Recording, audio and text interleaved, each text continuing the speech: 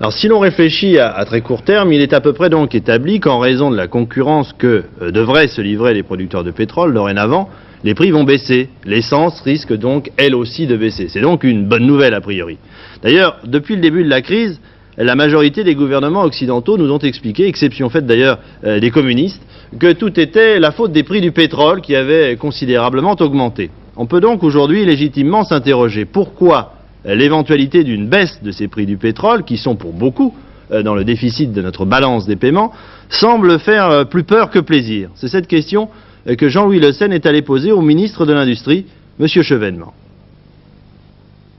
Alors depuis 10 ans, on nous dit que tout va mal parce que le pétrole augmente. Aujourd'hui, on nous dit encore que tout va mal alors qu'il baisse. Est-ce que ce n'est pas un peu paradoxal ?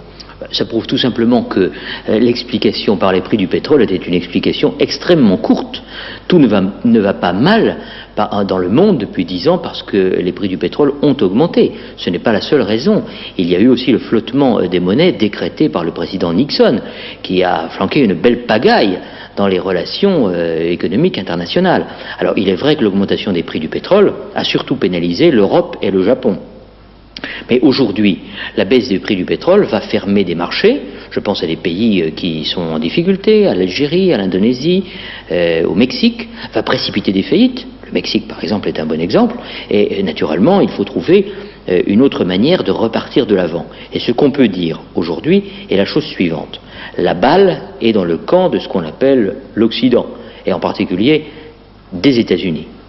La question qui se pose est de savoir si les États-Unis sont prêts à faire une politique de relance à l'échelle mondiale. Il n'est que temps, sinon nous allons vers la catastrophe, car de toute évidence, la relance de l'activité économique mondiale ne peut plus venir des pays producteurs de pétrole, elle ne peut venir que des grands pays industrialisés.